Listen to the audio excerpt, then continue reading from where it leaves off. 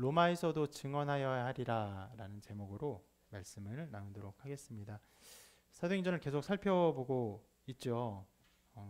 우리는 지난주에 바울이 유대인들에게 자기의 신앙을 변론하는 내용을 살펴보았습니다.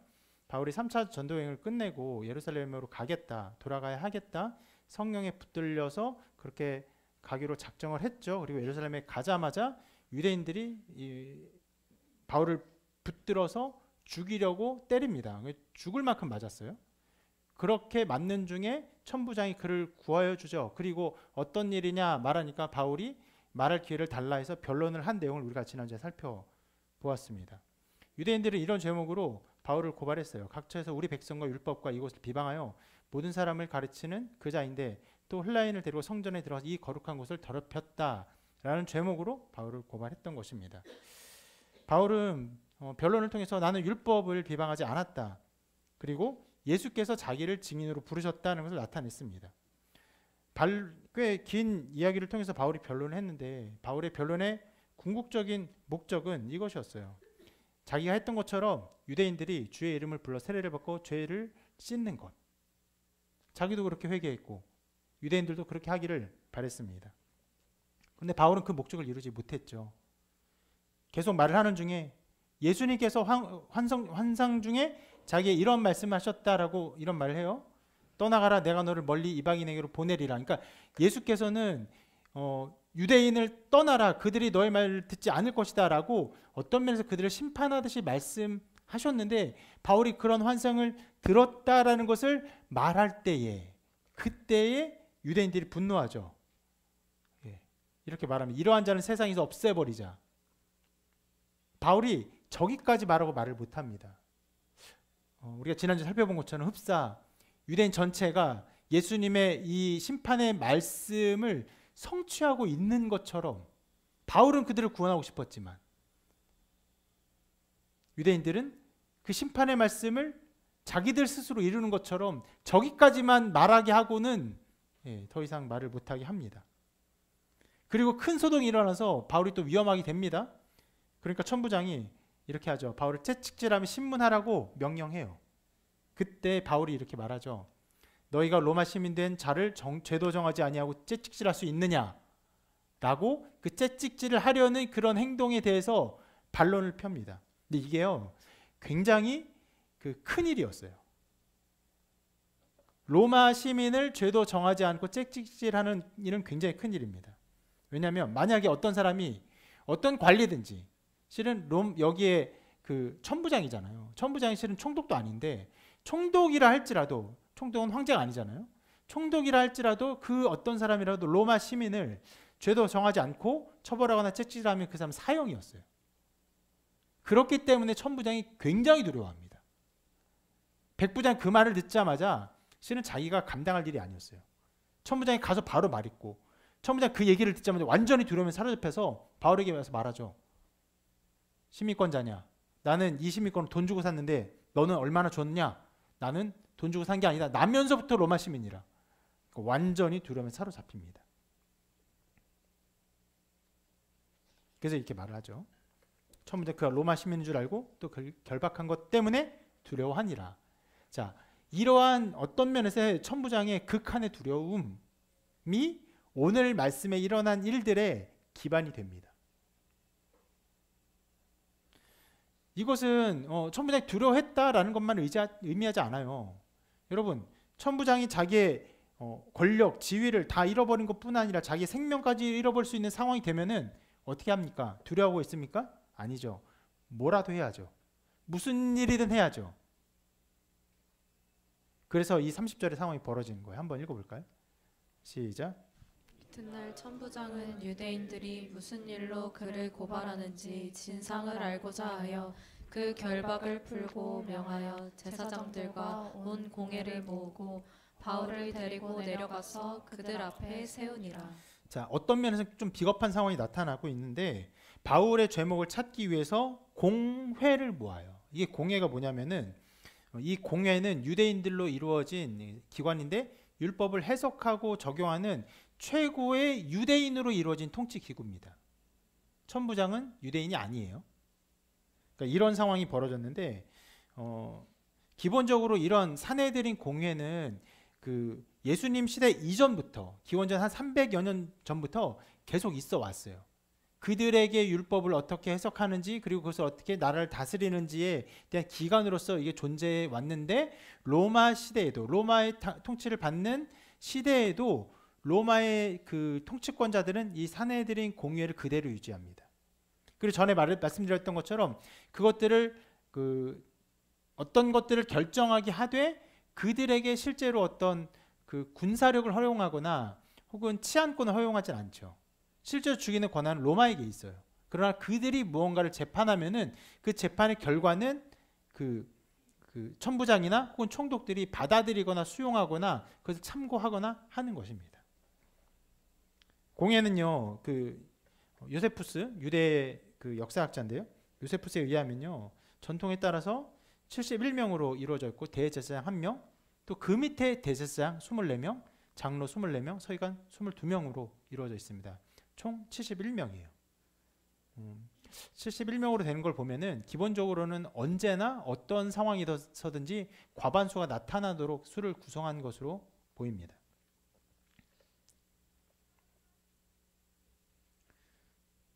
자, 천부장이요, 이 공회를 일부러 모았어요. 왜요?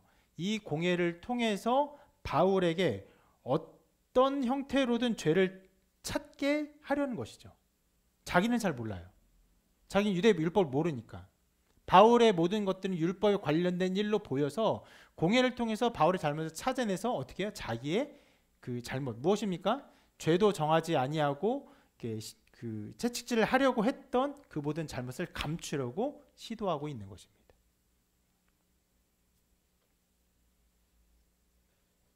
자, 그렇게 해서 재판이 이제 벌어지게 되는데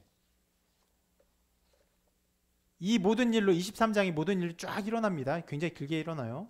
실은 오늘 이게 설교를 통해서 23장 전체를 보려고 했고 말씀도 길게 보고 설교도 하려고 했는데 실은 작은 부분만 이렇게 살펴보아도 너무 시간이 많이 갈 것 같아서 오늘 말도 굉장히 빠르죠. 편안히 말했다가는 무슨 일이 일어날지 저도 모르겠어서 이 모든 일을 통해서 결국 일어난 일이 뭐냐? 이것입니다. 재판을 하는데 재판을 하다가 결국 재판이 결렬이 됩니다. 그리고는 이 바울을 아주 극도로 미워하는 유대인들이 생겨나요. 그들이 결사 조직을 만들어요. 이것이 하나 생기고 그리고 바울이 함부로 죽으면 누가 위험합니까? 실은 가장 위험한 사람은 누구죠? 천부장이죠. 그러니까 천부장이 이런 결사 조직이 만들어진 상황에서 바울을 보호하고 결국 누구에 보내면 총독에게로 보내는 일이 결국 벌어져요. 그 과정의 일은 굉장히 복잡합니다. 복잡한 일을 오늘 할 수 있으면 다음 주까지 계속 살펴볼 예정이에요. 그런데 결국 이 모든 일이 이루어지고 그리고 총독에게 보내지고 결국 어디로 가는 겁니까? 로마를 향해 가게 되는데 이것이 무엇을 이루는 것이냐? 그것은 바로 예수님의 말씀을 성취하는 것입니다. 사도행전은 언제나 그렇듯이 사도의 모든 행동들 혹은 때로는 빌립 집사와 같이 평신도들의 행동들을 통해서 무엇을 이루냐? 하나님의 뜻이, 하나님의 나라가 어떻게 이루어지는가를 보여주고 있는 것이죠. 특히 여러분 23장을 오늘 조금 읽었고 다음 주에도 이제 길게 읽을 텐데 읽어보면 굉장히 격렬합니다. 말다툼도 격렬하고 죽이려고 음모를 꾸미고 그 음모 속에서 살리려고 이렇게 군대를 조직하고 어떤 면에 정치적이고 군사적이고 은혜랄 것이 아무것도 없는 그런 일들이 쫙 일어나요. 그런 중에 생수와도 같이 딱 한 절이 주님의 말씀이 나타납니다. 이렇게 기록되어 있는데 오늘 아까 여러분 같이 읽었어요. 11절에. 이렇게 한번 같이 읽어볼까요? 시작. 그날 밤에 주께서 바울 곁에 서서 이르시되 담대하라. 내가 예루살렘에서 나의 일을 증언한 것 같이 로마에서도 증언하여야 하리라 하시니라. 예수님의 이 말씀이 과연 어떻게 성취되고 있는지 이 23장 전체가 보여주고 있는 것입니다. 여러 일들이 있어요. 수많은 사람들, 공회, 천부장, 군사조직, 심지어는 천부장이 그 거느리고 있는 굉장히 강력한 군대 조직 거의 전체가 동원돼요. 그런 엄청난 일들이 벌어지는 와중에 실은 눈에 보이지 않지만 예수님께서 바울에게 주신 이 말씀, 이 모든 일들이 그것을 성취하는 방향으로 이루어지게 되는 것입니다. 그리고 여러분, 제가 몇 번 말씀드렸던 것처럼 사도행전 전체가 실은 예수님의 이 말씀이 어떻게 성취되는가를 보여주기 위해서 기록되어 있죠. 무엇입니까? 사도행전 1장 8절이죠. 한번 읽어볼게요. 시작. 오직 성령이 너희에게 임하시면 너희가 권능을 받고 예루살렘과 온 유대와 사마리아와 땅끝까지 이르러 내 증인이 되리라 하시니라. 예수님께서 제자에게 하신 말씀이에요. 이것은 막연한 기대가 아닙니다. 주님이 그렇게 될 것이다. 너희는 그런 일 하게 될 것이야. 시간을 주관하시는 주께서 이 말씀하셨고 사도의 모든 그 삶과 그들의 인생과 교회 역사 속에서 하나님의 이 말씀이 어떻게 성취되는 걸 우리에게 보여주고 있는 것인데, 그 말씀에 어떻게 보면 사도행전 거의 마지막 조각에서 그 당시에 세계 전체라고 할 수 있는 곳이 어디입니까? 로마예요. 바울이 굉장히 많은 지역에 전도를 했죠. 빌립보, 또 아덴, 고린도, 수많은 지역이 전도했습니다. 그러나 로마를 가야 해요. 그것에 대한 말씀이 어떻게 이루어지는가를 이 말씀이 보여주고 있는 것이에요. 주의 말씀이 비로소 정말로 로마를 향해 성취되고 있음을 이 말씀이 보여주고 있는 것입니다. 그런 어떤 면에서는요, 이 바울의 전도 사역의 활용점정이라고 말할 수 있어요. 우리나라에서도 뭐 한류 문화가 엄청나게 성공을 하고 있죠. 그래서 우리나라 K-팝 가수들이 일본에서 오리콘 차트 1위 했습니다 하면 세계를 정복한 것입니까? 아니죠. 어디를 가야 됩니까? 미국을 가야 되죠. 빌보드. 빌보드 1위 하면은 정복한 겁니까? 그렇게 인정합니까? 인정하죠. 영국에서 1위 못해도, 프랑스에서 1위 못해도. 복음도 마찬가지예요. 땅끝까지 가야 해서 제일 중요한 나라는 로마예요. 로마로 어떻게 가느냐. 그 사건들이 오늘 말씀에 나와 있는 것입니다. 근데 이 일을 그 여러 가지 일들이 진행이 되면서 여러 인물들이 나타납니다. 그 중에 이제 중심에는 바울이 있는데, 오늘 우리가 함께 살펴볼 것은 이 많은 어떤 사건과 상황에서 바울의 감정이 어떻게 사용되고 있는가, 이것들을 함께 살펴보고자 합니다.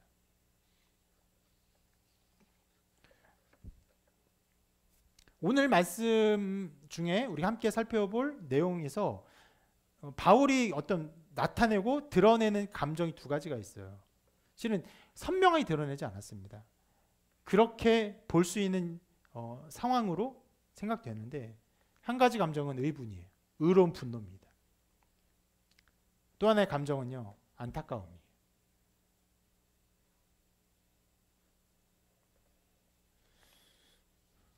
기본적으로 23장 전체를요, 세 가지 사건으로 구분해서 생각할 수 있습니다. 첫 번째는요, 바울과 대제사장 사이의 다툼. 두 번째는 바울의 말에 의한 바리새인과 사두개인 사이의 논쟁. 세 번째는 바울을 죽이려는 결사대에서 바울이 구출되어 총독에 보내지는 일. 이 세 가지로 나눌 수 있어요. 첫 번째 사건에서 바울의 의분이 나타나고, 두 번째 사건에서 바울의 안타까움이 드러납니다. 세 번째 사건에서는 바울의 감정들이 특별히 나타나지 않아요. 저거는 바울과 관계없이 다른 사람들에 의해서 일어납니다. 다음 주는 하나님께서 이 다른 사람들을 어떻게 사용하시는가, 다른 사람들의 두려움, 욕심, 욕망, 어떤 불신앙, 뭐 생존 욕구, 이런 것들을 다 사용하시거든요. 이걸 어떻게 사용하시는가 볼 예정입니다. 자, 이 첫 번째 사건, 바울과 대제사장 사이의 다툼에서 일어난 일을 우리 자세히 한번 볼게요. 바울이 아까 본 것처럼 그 천부장이 예수 공회 앞에 섰습니다. 71명이나 되는 사람이에요. 그들 앞에 서서 이렇게 재판을 받게 되는데 이렇게 말합니다. 같이 읽어볼게요. 시작. 여러분 형제들아, 오늘까지 나는 범사의 양심을 따라 하나님을 섬겼노라. 어떤 면은 굉장히 단순한 말이고 재판받는 사람으로서 또 자기가 결백하다고 생각하는 사람이 할 만한 말입니다. 자, 그러면 여러분 재판을 받는 이 바울이 이런 말을 했으면 바울을 고발하고 고소하고 죄목을 찾으려는 이 공회에서는 어떤 말을 하면 될까요?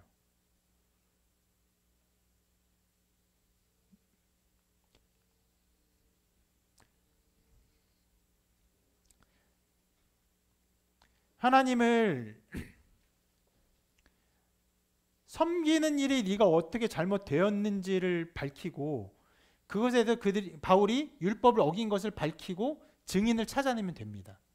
그게 보통 이 재판에서 기대할 만한 일입니다. 그런데 바울이 이 말을 하자 대제사장의 반응이 굉장히 격렬해요. 이렇게 말합니다. 아나니아가 말하는데 바울 곁에 있는 사람들에게 그 입을 치라 이렇게 명해요. 이상한 일이죠. 죄를 찾아내려면 그 말하는 것을 그치게 하면 안 되고 도리어 말하게 해야 되죠. 그리고 반론을 하고 그들이 많이 있으니까 율법을 가지고 판단하고 비판하고 잡아내면 돼요. 그런데 입을 치래요. 주변 사람한테.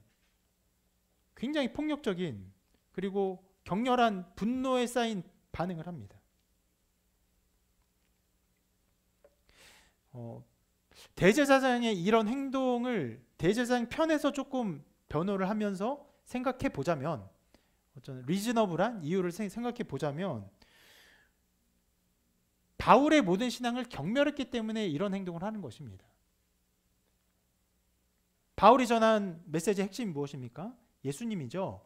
예수 그리스도가 죽으셨다 살아났다 그리고 하나님의 아들이다 이런 것입니다.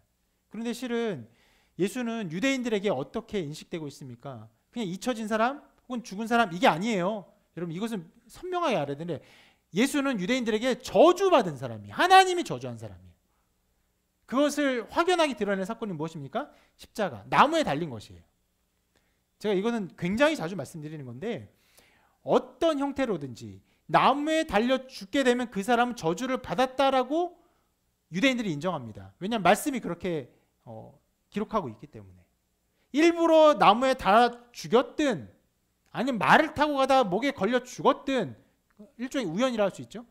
상관없어요. 나무에 달려 죽은 자는 하나님 저주를 받은 것이에요. 게다가 예수를 그렇게 십자가에 못 박게 하는 일에 실은 주동자들이 누구였습니까? 이 공의 원들 같은 사람들이었어요. 이 사람들이 판결을 하고 신성 모독자라고 해서 본디오 빌라도에 넘겼던 것이죠. 그런데 예수가 살아났다, 예수가 하나님의 아들이라고 말하면서 그들의 모든 신앙, 생각, 그들의 판단 이것들을 완전히 뒤엎고 있는 것이에요. 그러니까 자 아나니아의 편의 입장에 생각해 보면요, 바울은 그냥 신성 모독자의 말도 안 되는 소리 하는 사람이에요. 말을 들을 필요도 없는 거예요. 그런데 뭐라고 말합니까? 오늘까지, 지금까지요. 지금까지 하나님 섬겼다라고 말을 하니까 분노가 치미는 것이.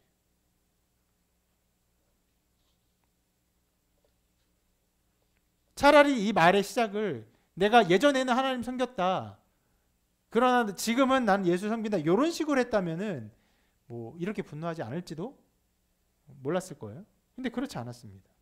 그러니까 너무 분노해서 어떻게 했어요? 신문도 하지 않고 증인도 세우지 않고 그를 치라고 명령한 것입니다. 자, 여러분 이 재판이 굉장히 좀 극단적으로 치닫고 있음을 좀 볼 필요가 있어요. 근데 이 아나니아의 태도도 극단적인데 여기에 대한 바울의 태도도요 굉장히 격렬합니다. 같이 읽어볼게요. 이렇게 말합니다. 이렇게 행동했어요. 시작. 바울이 이르되 회칠한 담이여 하나님이 너를 치시리로다. 내가 나를 율법대로 심판한다고 앉아서 율법을 어기고 나를 치라 하느냐 하니. 전혀 물러남이 없어요. 아주 격렬하게 반응합니다. 회칠한 담이여라고 말한 것은요, 흡사 예수님이 비판했던 바리새인과 서기관들 비판했던 이 말씀이 있죠. 화 있을 때 외관 서기관들 바리새인들이여 회칠한 무덤 같으니 겉으로는 아름답게 보이나 그는 죽은 사람의 뼈와 모든 더러움이 가득하도다. 회칠한 무덤이 무엇입니까? 이 무덤이에요. 속엔 뼈 있어요. 시체가 있어요. 근데 겉에 회칠하죠. 회반죽을 칠하죠. 좀 깔끔해 보이기 위해서. 그런 사람이라고 비난했던 예수님의 말씀을 생각나게 하는 것처럼 대제사장이 말한 회칠한다미요 말한 거예요. 그리고 지금 자 보세요. 대제사장이 어떻게 명령했죠? 주변 사람들한테 바울의 입을 쳐라 이렇게 얘기했어요.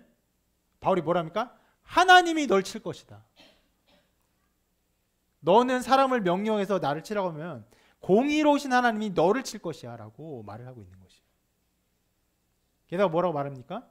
율법대로 심판한다고 그렇게 앉아서는 율법을 어기고 실은 율법을 어기고 있어요. 왜요? 죄를 정치도 않고 치라고 하고 있잖아요. 율법을 어기고 나를 치라냐고 대놓고 고발하고 있습니다. 바울의 이 태도가 어떻습니까? 뒤로 물러남이 없어요. 굉장히 강합니다. 거의 뭐 강대강의 부딪힘이에요. 이 태도가 나타나니까 자, 곁에 선 사람들이 이렇게 반응합니다. 대제사장이 반응한 게 아니에요. 곁에 선 사람들이 이렇게 말해요. 하나님의 대제사장을 내가 욕하느냐.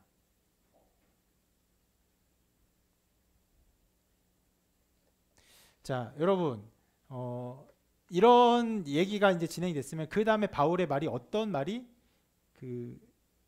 예상이 됩니까? 대제사장일지라도 죄가 있으면 비난을 받아 마땅한 것 아니냐 라고 말을 한다던가, 대제사장이 지금 이런저런 죄를 지었기 때문에 내가 이렇게 비난하는 것이다 라고 말을 한다던가 이럴 수 있겠죠. 보통 그것이 생각나는 반응인데 그 다음 바울의 행동을 보면요 굉장히 이상합니다. 이렇게 기록하고 있어요. 같이 읽어볼까요? 시작.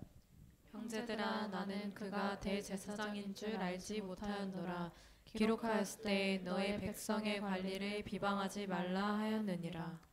여기서 바울은 모세의 말을 인용하고 있어요. 그 뒷부분이 모세의 말인데 모세가 이렇게 말했었죠. 너는 재판장을 모독하지 말며 백성의 지도자를 저주하지 말지니라. 이런 말씀이 있었기 때문에 나는 대제사장인 줄 알았다면 나는 그렇게 안 했을 거야. 나 대제사장인 줄 몰랐어. 이런 얘기를 하고 있는 것입니다. 이상한 태도가 나타난 것이에요. 그래서요 여러분, 바울이 여기서 대제사장인 줄 알아보지 못했다는 이 말에 대한 해석이요 수많은 성경학자들이 굉장히 분분합니다. 몇 가지를 얘기해 보면은, 자, 기본적인 상식으로는 재판이 벌어지고 한 명이 대제사장이고 중심된 사람이 나머지 70명이 있기 때문에 그 중심된 사람을 못 알아보지 못할 거예요. 알아볼 것입니다. 그렇게 생각되는데, 자, 못 알아봤다라고 한 것에 대해서 어떤 사람이 이렇게 말해요. 바울이 이렇게 잡혀 있고 어떤 면에서 억류되어 있기 때문에 어떤 정면, 중앙 여기를 볼 수 없는 상황이었기 때문에 대제사장을 못 봤다. 이렇게 생각하고요. 어떤 사람은요. 이 회의 전체를 누가 소집했으니까 천부장이 소집했기 때문에 천부장이 좀 중심된 자리에 있고 대제사장과 공의회들이 좀 다른 쪽에 있었기 때문에 천부장 쪽에 있었던 바울이 이곳을 보지 못하고 그것을 잘 분간하지 못했다라고 생각합니다. 또 어떤 사람은요, 여러분 바울이 자기 몸에 육체의 가시가 있다는 것을 알고 있습니까? 서신서를 보면 자기 육체에 질병이 있어서 하나님께 기도했는데 하나님께서 응답하지 않으셨다라는 말씀이 나오거든요. 그래서 많은 성경학자들이 바울이 가진 육체 질병이 무엇인가에 대해서 연구를 해요. 그래서 어떤 사람은 간질병이다 이런 말하는 사람도 있는데 또 많은 학자들이 생각하는 것 중에 하나가 눈의 질병이 있다고 생각하는 거예요. 그래서 눈의 질병이 있었기 때문에 이게 못 알아본 거예요. 흐릿해서. 좀 웃기죠? 근데 이게 굉장히 꽤 많은 지지를 받기도 합니다. 그리고 또 어떤 해석은요.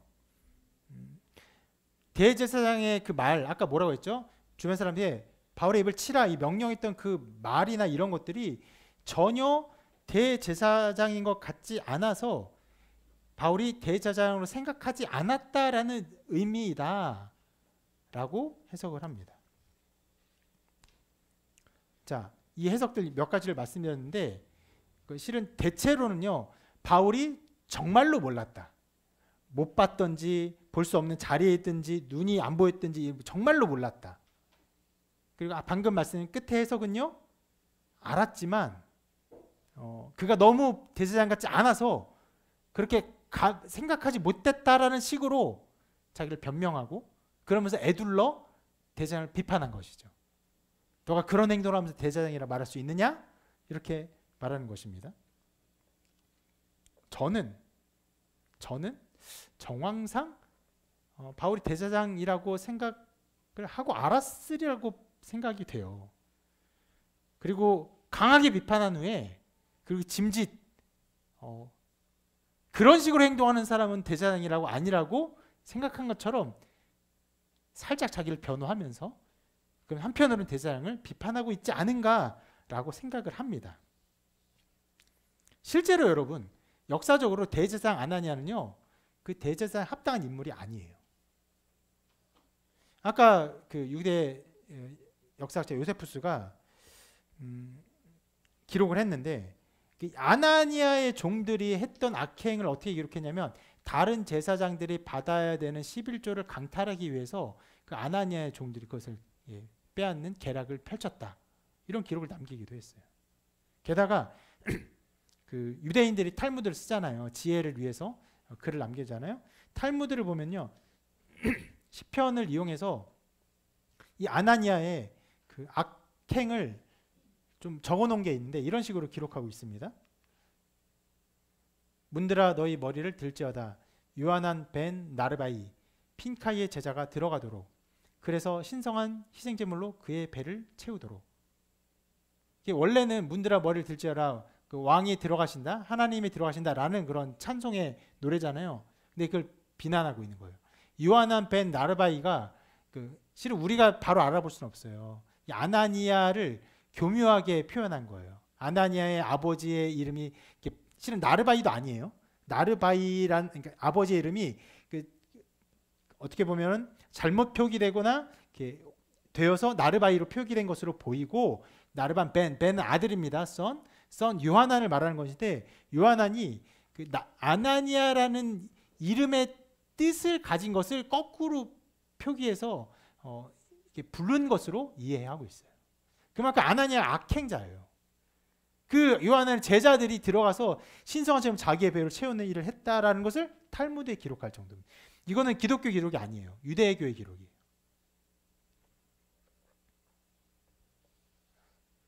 근데 어쨌거나 자, 아무리 아나니아가 악행자라고 할지라도 실은 저는 그 바울이 아나니아를 알아보고 그를 비판한 말로 이 말을 했다고 생각하지만 확정할 수는 없습니다. 실제로 많은 성경 주석가들은 도리어 잘 보이지 못했다, 혹은 눈이 안 좋았다, 이것을 조금 더 지지하는 편이기도 해요. 근데 중요한 것은 무엇입니까? 알아보든 혹은 알아보지 못했든 바울의 그 말에는요, 분명히 그 대제사장의 모든 행동에서 의분이 있었다는 거예요. 분노가 있었어요. 그러니까 굉장히 강력한 말을 한 거예요. 재판을 받으면서 하나님이 너를 치시리라. 전혀 물러남이 없어요. 그리고 이 의분, 이 강렬한 이 분노가 유발한 것이 또 하나 있죠. 어떤 분노입니까? 바로 주변 사람들의 분노. 내가 하나님의 대제사장을 모욕하느냐? 신천지 가서 여러분 그 앞에다가 비난해 보십시오. 적그리스도 뭐 이렇게 비난해 보십시오. 여러분이 살아남기가 쉽지 않을 거예요. 우리 교회는 저를 비난해도 뭐 살 수는 있을 겁니다. 살려는 드려요. 실은요, 여러분, 지난주에 우리가 본 것처럼 그 천부장이 그 바울을 처음에 그 자객의 우두머리가 아닌가 생각했잖아요. 애굽인의 자객으로 생각했잖아요. 그 자객들이 왜 나타났냐면은 이 공회 회원들이 기본적으로는 친로마 사람들이에요. 그럴 수밖에 없죠. 천부장이나 혹은 총독이 어떤 권한을 주고 재판을 하고, 그럼 이 사람 이 재판의 결과들을 천부장이 가져다가 혹은 총독이 가져다가 그걸 나라를 통치하면 이 사람들이 반로마 사람들이 친로마 사람일 수밖에 없어요. 그러니까 이런 사람들에 대해서 기본적으로 분노한 사람들이 많고, 그러니까 자객들 같은 사람들이 벌어진 거예요. 그래서 예배할 때 가서 그런 사람들 죽인 거예요. 친로마 사람들을 칼을 품고 있다가 실제로 아나니아 나중에 죽임 당합니다. 그런 정도로 이 사람들의 어떤 이 사람들의 어떤 그 권력과 로마를 향한 어떤 일들이 아주 강력한 힘을 가지고 있는 것이에요. 그러니까 아까 말했던 거, 내가 하나님의 대제사장을 모욕하느냐라는 주변 사람의 반응은 흡사. 바울의 말에 대해서 대제사장이 분노를 해야 되는데, 실은 처음에는 대제사장이 먼저 말했어요. 주변 사람에게 바울의 입을 치라 명했죠. 근데 바울이 막 뭐라고 하니까 대제사장이 반응도 하기 전에 주변 사람이 더 먼저 나가는 거예요.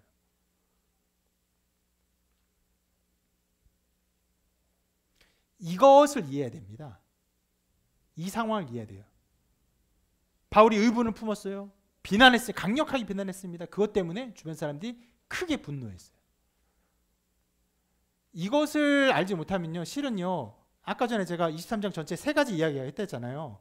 바울과 대제사장의 다툼, 요거예요. 이 다툼. 그리고 사두개인과 그 바리새인들의 다툼. 그리고 세 번째로 그 결사대 조직과 바울의 구출이 나왔잖아요. 실은 이야기 전체를 보면요, 첫 번째는 있을 필요가 별로 없어 보입니다.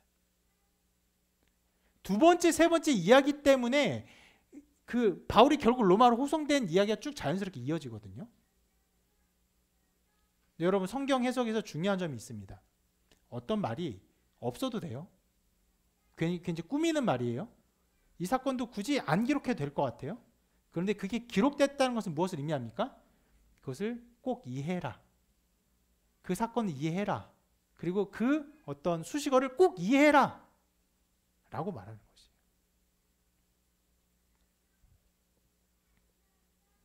그러니까 여기서 우리가 이해할 것은 실은 바울과 대제사장이 서로 뭐 미워하고 다퉜다 이런 게 아닙니다.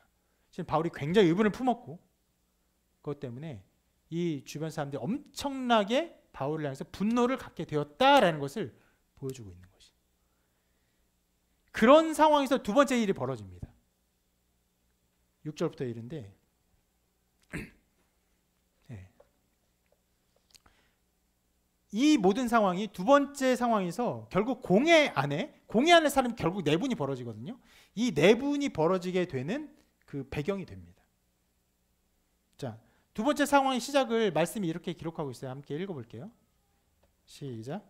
바울이 그중 일부는 사두개인이요 다른 일부는 바리새인인 줄 알고 공회에서 외쳐 이르되 여러분 형제들아 나는 바리새인이요 또 바리새인의 아들이라 죽은 자의 소망 곧 부활로 말미암아 내가 신문을 받노라. 바울은 그 공회에 있는 사람들의 어떤 무리가 사두개인이고 어떤 사람이 바리새인인 것을 알았어요. 그리고 신문 받는 상황에서 굉장히 이상한 말을 하는데, 사람들은 나는 그리스도인이다 이렇게 말하지 않아요. 뭐라고 말합니까? 바리새인이요 바리새인의 아들이라 이렇게 말을 하고 있어요.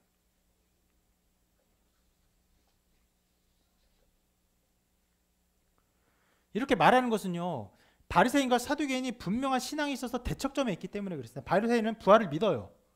사두개인은 부활을 믿지 않습니다. 사두개인은 조금 더 현세적이에요. 그래서 그 공회 안에서도 굉장히 현세적이고 현실적이기 때문에 그 더 친로마 정책을 따르고 많은 권한과 권력을 가지고 있다라고 평가되고 있어요.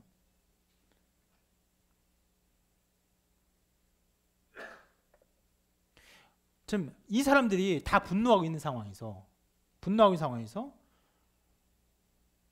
바울이 말하죠. 내가 죽은 자의 소망 곧 부활로 말미암아 신문을 받고 있다라고 말을 합니다.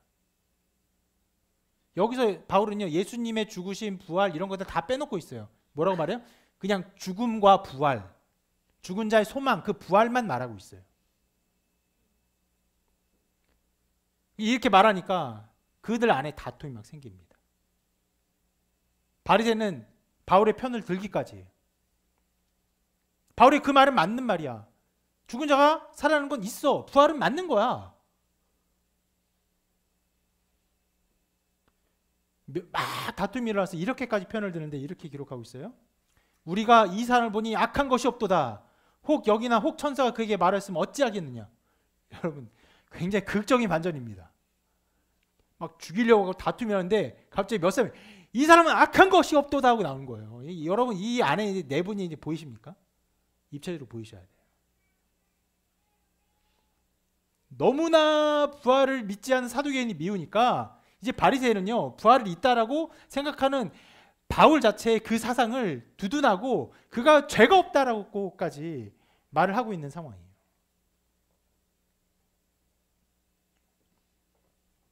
여러분 여기서 결국 바울의 말로 인해서요 그 공회 안에 엄청난 쪼개짐이 일어납니다.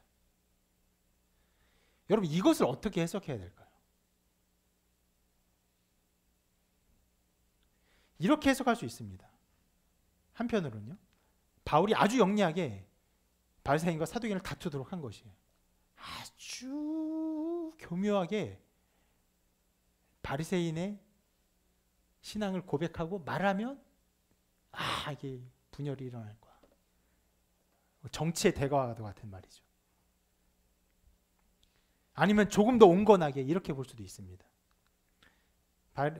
부활에 대한 믿음을 가지고 있으니까 최소한 자기가 가지고 있는 부활에 대한 믿음이 허황된 것이 아니라는 지지를 받거나 혹은 그러한 지지를 통해서 올바른 토론이라도 할 수 있기 때문에 이러한 말을 꺼낸 것이 아닐까 볼 수 있는 것이. 어떤 마음인지는 알기가 어렵습니다. 저는 그래도 후자가 아닐까 생각해요. 전자로 생각하는 것은 너무 정치적이에요. 너무 계략적이에요. 실은 바울이 그렇게까지 산 적이 없거든요.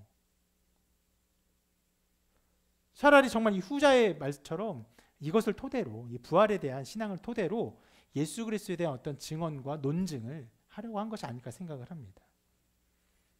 그리고 이 말을 하는 와중에 저는 감추어져 있는 바울의 감정이 있다고 생각합니다.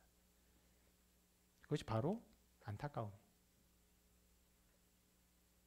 바울은요 자기를 뭐라고 표현했습니까? 나는 바리새인이다. 바리새인의 아들이다. 그러면 기본적으로 바울은 바리새인에 대한 생각이 열려 있습니까? 닫혀 있습니까? 열려 있는 것이에요. 그리고 실제로요 바리새인의 생각과 마음은요 굉장히 그 그리스도인의 생각과 마음에 가까이 있어요. 부활을 믿는 사람들이에요. 죽은 자의 부활을 믿어요. 그런 소망을 믿는 사람들이에요. 사두개는요 저 멀리 있어요. 부활 없어. 죽으면 끝이야.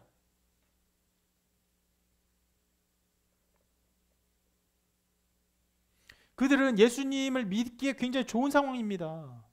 실은 바울의 어떤 로마서의 글을 보면 알 수 있지만 바울은 자기 동족에 대한 지극한 사랑을 가지고 있는 사람이에요. 언제나 말해요. 첫째는 유대인이요. 그 다음 헬라인에게로다.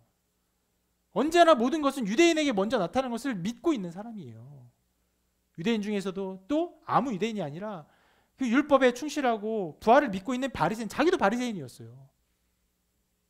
그 바리새인에 대한 믿음이 있었고 그에 대한 안타까움이 있었을 것입니다.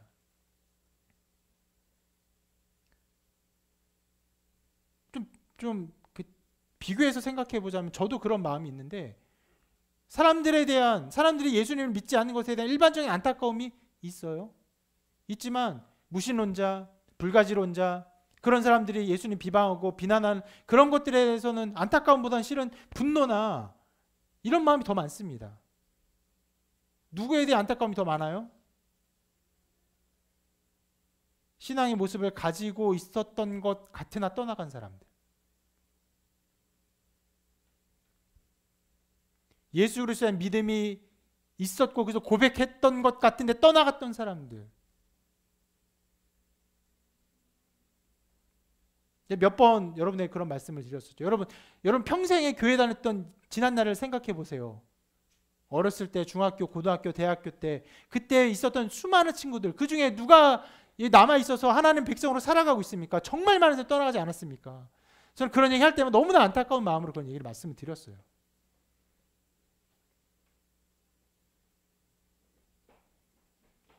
그러니까 바울이 여기서 나는 바리새인이요 바리새인 아들이라 말한 것은 정치적이고 계산된 어떤 말이라기보다는 눈앞에 있는 바리새인들에 대한 안타까움. 물론 말한 것처럼 그러한 신앙을 토대로 논증하고 예수 그리스도를 전하고자 하는 목표가 있었을 것 같은데 그들에 대한 안타까움과 아픈 마음이 있었으리라고 생각합니다.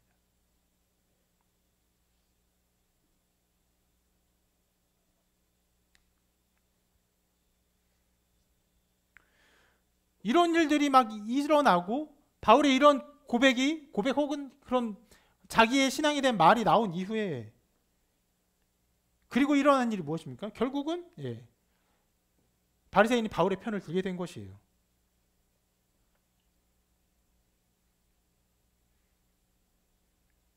자, 아까 말한 것들을 생각해 봅시다. 자, 첫 번째 사건에서 어떤 일이 벌어졌죠? 사람들이 바울을 굉장히 미워해요. 내가 하나님의 대제사장을 욕하느냐 그렇게 말을 했어요.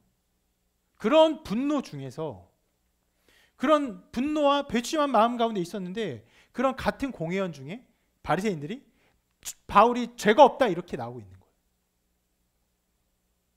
그러니까 여러분 이 싸움이 완전히 개판이 된 거예요. 엄청난 싸움이 된 거예요. 그래서 성경 말씀이 이 부분의 어떤 다툼과 상황들이 이렇게 기록하고 있거든요. 한번 같이 읽어볼게요. 9절 10절인데요. 시작. 크게 떠들새 바리새인 편에서 몇 서기관이 일어나 다투어 이르되 우리가 이 사람을 보니 악한 것이 없도다. 혹 영이나 혹 천사가 그에게 말하였으면 어찌하겠느냐 하여 큰 분쟁이 생기니 천부장은 바울이 그들에게 찢겨질까 하여 군인을 명하여 내려가 무리 가운데서 빼앗아 가지고 영내로 들어가라 하니라. 이 상황을 이제 기록한 것인데 보면요, 이 그 표현 안에 굉장히 격렬한 단어들이 많이 나와 있습니다. 보면 크게 떠들새, 언성이 높아지고 있는 거예요. 사도행과 바리새인 엄청나게 언성이 높아진 거예요. 또 뭐라고 합니까? 다투어 이르되 이제 싸운 거예요. 서기관들 그들과 막 싸우고 있는 정말 제대로 된 분쟁이 일어난 거예요. 그래서 뭐라고 합니까? 큰 분쟁이 생기니.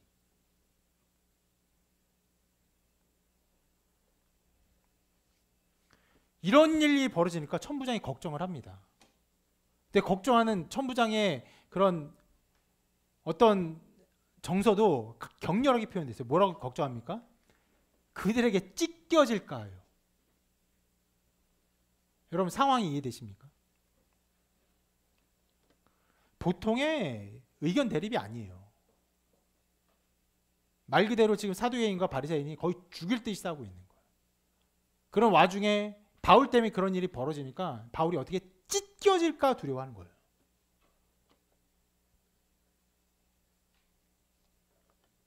공회는 원래 무엇 때문에 모였습니까? 천부장이 소집했죠. 바울의 죄를 정죄하라고, 바울의 죄를 찾아내라고. 그런데 다툼이 너무 심해서 결국 바울이 죽게 되면 어떻게 됩니까? 천부장 위험하죠. 그러니까 또 자기가 살려고 군인을 명하여서 내려가 무리 가운데 빼앗아 가지고 영내로 들어가라. 빼앗았어야 돼요, 바울을.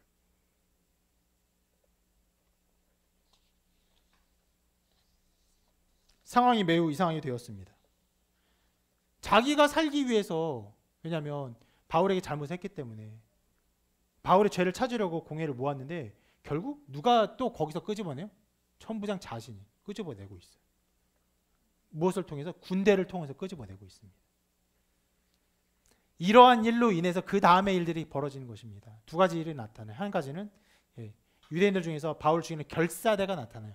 아, 더 이상 이런 일들은 재판이나 뭐 공회 이런 것들로 되는 일이 아니구나. 우리가 몇 사람이 모여서 바울을 죽여버리자. 그리고 결의합니다. 바울을 죽이기 전까지 우리가 먹지도 마시지도 않을 것이다. 큰 조직이 결성돼요. 그러니까 예수님을 죽일 때조차도 이런 일은 벌어지지 않았습니다. 예수님 어떻게 했죠? 재판받을 때 그냥 순순히 재판을 받으셨어요. 그 공회들이 나눠지지도 않았어요. 근데 이런 일이 벌어진 것이. 그리고 이 결사대가 나타나자 두 번째 사건이 나타나죠. 천부장이 이 얘기를 듣고 바울을 총독 벨릭스에게로 보내기로 작정을 합니다. 그리고 그의 군대의 거의 대부분의 조직이 엄청나게 동원해요.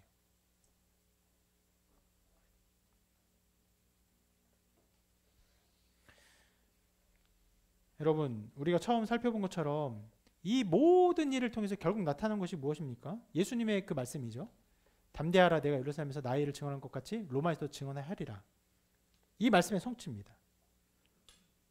그런데 그 예수님의 말씀의 성취가 예수님이 직접 나타나셔서 무언가를 하고, 예수님이 무언가 이적을 일으키시고, 예수님이 어떤 사람을 죽이고 혹은 살리고 병들을 고치고 이런 걸 통해 나타나는 것이 아니라, 실은 여기에 쓰인 주요한 일들이 무엇입니까? 바울의 감정들이었어요.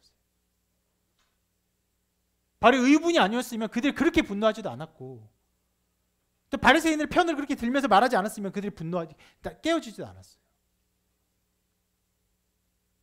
바울이 잠잠하게, 누구처럼? 예수님처럼 잠잠하게 재판을 받았다면요, 공의회가 무엇인가 죄를 찾았을 거예요. 근데 그게 완전히 실패하고 결국은 결사대가 조직되고 천부장은 바울을 안전하게 소송하기로 작정을 하게 됩니다.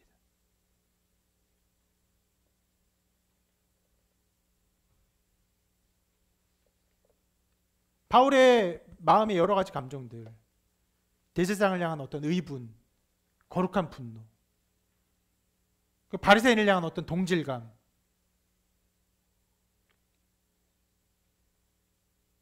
여러분 이런 것들이 어떻게 사용되고 어떻게 하나님이 사용하실지 바울이 알았을까 몰랐어요. 전혀 모르죠. 그냥 자기의 당한 상황에서 그냥 그 마음들을 표현했을 뿐이에요. 게다가 그 마음으로 인해서 나타난 결과들도요, 긍정적이지 않았어요. 의분을 표하자 사람들이 다 분노합니다. 바리새인은 안타까운 표현하죠. 이들이 막 전쟁을 하는 거예요. 죽일 듯이 싸우는 거예요. 바울이 그런 것을 보면서 아 그래 잘 됐구나, 아 이런 일을 통해서 내가 어떻게 구출되고 이런 생각을 했을까요? 전혀 없어요. 도리어 도대체 무슨 일이 어떻게 되는가, 나는 어떻게 될 것인가 염려하고 걱정했을 거예요. 실은 그래서 천부장이 바울을 구출하고 그날 밤에 예수님이 그 말씀하세요. 내가 저 말씀이요 로마에서 증언하여 하리라. 두려워하는 바울에게 염려 걱정하는 바울에게 이런 말씀을 주시는 거예요. 여러분 이 사건을 우리가 굉장히 어떤 면에서는 신앙적인 것들을 좀 배제한 것처럼 성경 해석학적으로 쭉 살펴봤는데, 이 사건은요 하나님의 놀라운 섭리를 보여줍니다. 하나님은요 그의 택한 백성의 모든 것을 향하여서 그의 뜻을 이루심을 보여줘요. 바울이 로마서에서 이 말씀을 선포했습니다. 같이 한번 읽어볼까요? 시작. 우리가 알거니와 하나님을 사랑하는 자 그의 뜻대로 부르심을 입은 자들에게는 모든 것이 합력하여 선을 이루느니라. 여러분 이것이에요. 바울의 감정의 모든 것까지 하나님께서 놀랍게 사용하셨어요. 그 감정이 다 옳은 것이냐, 다 아름다운 것이냐, 다 합당한 것이냐? 아니요. 여러분 성경 해석자들이 바울의 이 행동들을 어떤 면은 변호하려고 애를 쓰는 것들이 있어요. 바울이 정말 대장을 몰랐다. 바울은 그냥 자기의 말을 그냥 자기 신앙을 그냥 나타내고 있을 뿐이다. 그런 정도로 이 바울의 생각들, 감정들이 정말 아름다운 것이야, 탁월한 것이야, 희생이야, 섬김이야, 뭐 자기 죽음이야 이런 것들이 아니었어요. 그럼에도 불구하고 하나님 이 모든 걸 다 사용하셔서 무엇을 이루십니까? 하나님의 뜻을 이루세요. 여러분 하나님의 이 섭리하심을 볼 때 우리가 자유할 수 있는 거예요.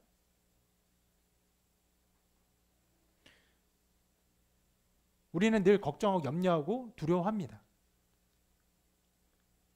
특히 어떤 면에서는요, 예, 일반 사람들 다 그렇지만 우리 그리스도인들도 일종의 착한 사람 신드롬이라고 할까요? 아, 더 착하게 써야 되는데, 더 바르게 써야 되는데, 더 인내했어야 돼, 더 참았어야 되는데, 더 옳은 마음을, 더 선한 마음을 베풀었어야 되는데, 이런 마음으로 자기 스스로를 옥죄거나 혹은 근심할 때가 많이 있어요. 저는 어떨까요? 저 목회자로서 저는 어떨까요? 훨씬 많죠. 목회자가 어떻게 됩니까? 희생하고 섬겨야 돼요. 사랑해야 돼요. 예수님이 그 양을 쳐야 돼요. 그렇게만 보면요, 어떤 면에서 제가 느끼는 어떤 인간적인 모든 감정들은 다 완전히 배제해야 될 것 같아요. 화가 나는 것들, 분노하는 것들, 좋지 않게 보이는 것, 비판하는 것들. 어떤 성도는 그렇게 말하죠. 목사님, 성경이 예수님이 비판하지 말라고 하시는데 목사님 왜 저를 비판하십니까? 실은 말도 안 되는 소리예요. 그런 소리는. 근데 그런 말이 어떤 면에서는 통용이 되고 어떤 면에서 그렇게 말이 될 정도로 목회자는 모든 것들을 다 내어놓고 헌신하고 섬기고 사랑이 되는 것이 마땅한 것처럼 여겨지죠. 그런 상황에 저는 그래서 더 사랑했어야 되는가, 더 삶을 이렇게 내놓았어야 되는가, 내 자신을 더 버렸어야 되는가, 늘 이런 걱정으로 사로잡힐 수 있어요. 근데 여러분, 그리스도의 삶은 그런 것이 아닙니다. 그리스도의 삶은요, 희생과 섬김을 향해 가지만 그럼에도 불구하고 그 가운데 나타나는 우리의 인간적인 어떤 생각들, 때로는 우리가 나타나는 인간적인 감정들을 하나님께서 아름답게 사용하시면 보여주고 있어요. 의분들, 분노들, 때로 그것이 악하게 나타날 수 있어요. 바울이 했던 행동들이 다 악하게 나타나 버렸어요. 실제로는 분열과 다툼과 미움과 분노로 꽉 차버렸어요. 천부장이 감당할 수 없을 수준이 돼버렸어요. 그럼에도 불구하고 하나님 그것을 사용하신다는 걸 보여주는 것입니다. 그래서 이 말씀은 무엇을 보여주냐, 이 사건은 무엇을 보여주냐, 하나님 이 세상을 어떻게 통치하시는가, 우리는 이 세상이 어떻게 다스려지고 우리 삶이 어떻게 이루어지는가를 바라보고 믿으며 사는가를 우리에게 질문하고 있습니다. 여러분이 여러분의 열심과 수고와 노력으로 여러분의 삶이 이루어진다고 생각하십니까? 그보다 조금 더 나아서 여러분의 선행과 여러분의 애씀과 여러분의 착함을 통해서 좋은 복을 받는다 생각하십니까? 아니요. 그 모든 것을 다 넘어서는 것이에요. 그리스도에는요. 그 모든 것들은 일종의 수고하고 무거운 짐이에요. 우리가 질 수 없는 짐입니다. 수고하고 무거운 짐자 다 내게로 내가 너희를 쉬게 하리라. 우리는 쉬어요. 안식을 누리는 것이에요. 이렇게 해야 되나 저렇게 해야 되나 염려와 걱정, 두려움을 사는 것이 아니라 하나님께서 인도하실 것을 믿고 하나님이 이분으로 사용하실 것을 믿고 바라보는 것입니다. 때로 고난도, 때로 환난도. 물론 그렇다고 해서 여러분 마음대로 분노해야겠다, 화가 나면 분노해야겠다, 이럴 수는 없죠. 이럴 수는 없죠. 그럴 수는 없죠. 그래서 우리의 신앙이요, 신비입니다. 신비해요. 여러분, 그리스도인의 삶은 신비해요. 하나님이 함께 하시는 삶이기 때문에 신비입니다. 우리 열심히 살아요. 애를 쓰며 수고하며 착하게 살아요. 그러나 때로는 우리의 감정이 또 드러나요. 그 모든 걸 함께 사용하시는 하나님의 섭리를 믿으며 바라보며 사는 것입니다. 여러분, 어떤 삶을 살고 있습니까? 하나님 인도하시는 믿고 하나님 섭리하시는 믿고 분명히 나를 올바른 곳으로 하나님의 영광을 드러내는 곳으로 이끄심을 믿으며 그 걸음을 걷고 있습니까?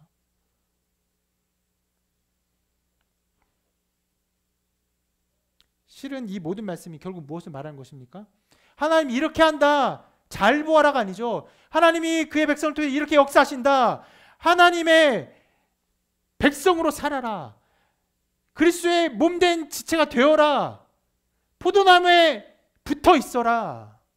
그러면 너의 삶을 내가 책임진다. 너를 통해 내가 영광 받을 것이다 라고 말씀하시는 거예요.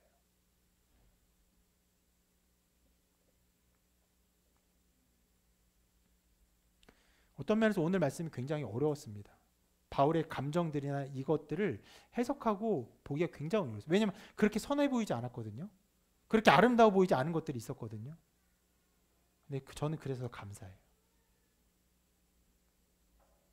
하나님이 그런 바울의 어떤 연약함, 발의 인간적인 그런 감정들, 그런 것들을 다 사용하셔서 하나님의 일을 이루시는 걸 보면서 안식을 누리게 됩니다. 우리는 모범을 따르는 사람이 아니에요. 하나님을 의탁하는 사람입니다. 하나님의 일하심을 믿는 사람들이에요.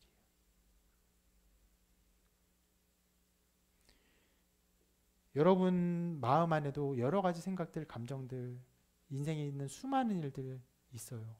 그런 일들 속에 내가 이렇게 해야 됐나 저렇게 해야 됐나, 후회와 자책과 이런 것들로 점철된 삶이 아니라 그 모든 것까지도 하나님께서 사용하심을 믿고 하나님을 의뢰하고 하나님을 붙들고 고난과 환난 중에서도 기뻐하는 그런 삶이 되시기를 주님의 이름으로 축원합니다.